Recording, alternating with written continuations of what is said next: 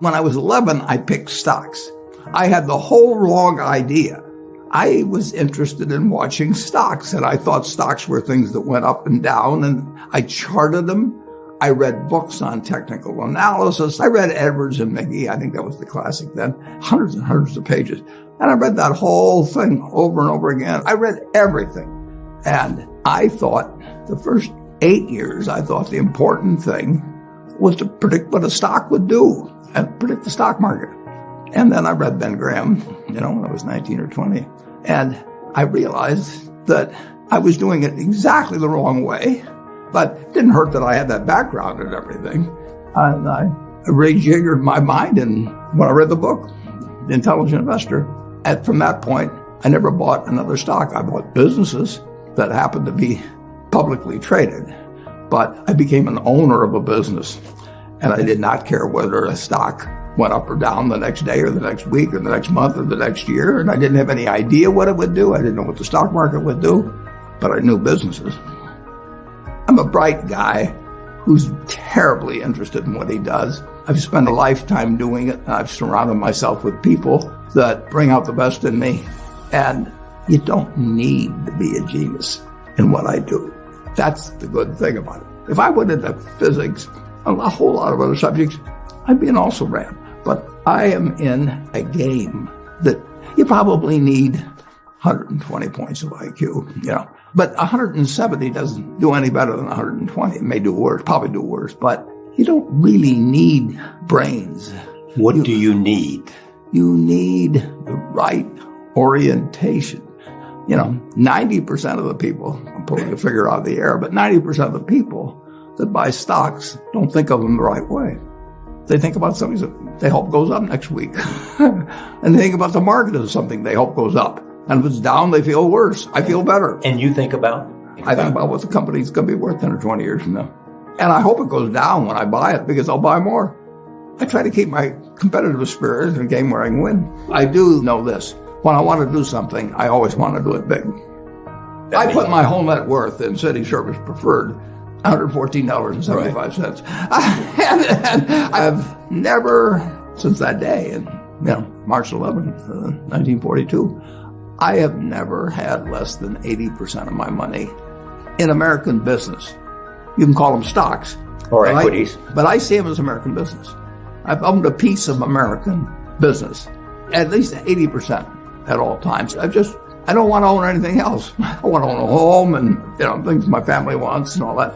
But owning 5 homes doesn't mean anything to me because I'm going to be happy in one home and there's a certain amount of things that go wrong with everything. And if I got 2 homes, I know I've got more problems and I don't have more happiness. What brings you the happiness? What makes me happiest is what I'm doing. I enjoy 2 things about it. One, I know I'll win over time. That doesn't mean I'll beat everybody else or anything like that. But I'm in a game that's very, very, very easy if you have the right lessons in your mind about what you're buying. I'm not buying stocks. I'm buying pieces of overwhelmingly American business.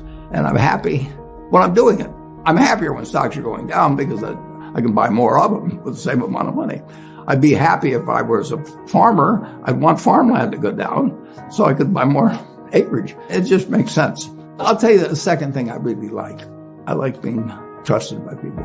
I would rather do what I do with partners than do it sitting in a room myself, even though I might make more money that way.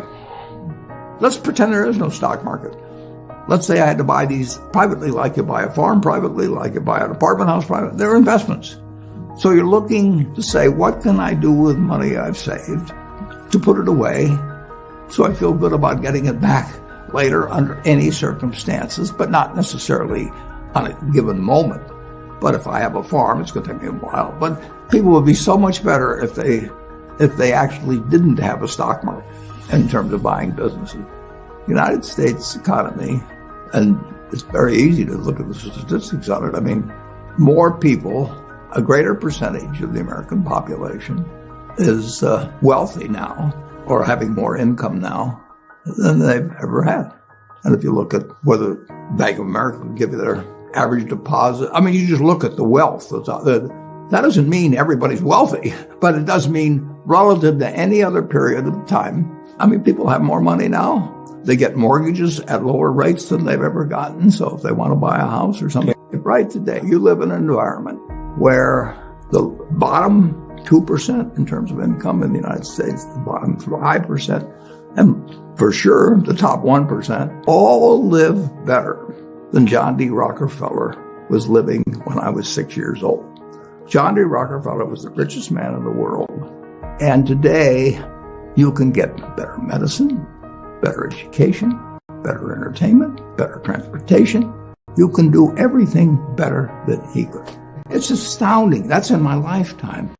If you wanted to watch a football game, he still had to go there. And I can sit there with this big screen, and they keep showing me the replay, so that explaining to me what happened and everything. And maybe everybody doesn't have a screen as big as mine, but damn near everybody has a screen or an iPhone or a computer or access to one. And they have access. When I was born, the dentist didn't use Novocaine. So there has been progress, obviously. Oh! And nowhere more than in the United States. There's no country that's done what our country's done. If you go back 3 of my lifetimes, you're looking at less than 1% of the world's population, closer to half of 1%, are sitting in this land. They don't work harder than people in all the rest of the world. I mean, in terms of hours of unpleasant labor, everybody's got hours of unpleasant labor in those days practically. They don't come laden with gold and, they are half of 1%. And they work the same hours. They got the same IQs. They may be a little self-selected in terms of enterprise, in terms of going across oceans and things. And fast forward a couple of lifetimes, and they've got 20% plus of all the bounty in the world. I mean, that is something that has worked like nothing. Just imagine that. If you've gone to anybody, Constitutional Congress, in 1789, if you go to any one of the representatives there, and you said, I want to tell you what this place is going to look like, in 3 more of your lifetimes, your great-great-grandchildren are going to be flying in the skies. They're going to be watching sports all over the world. They're going to be entertained. Their medicine.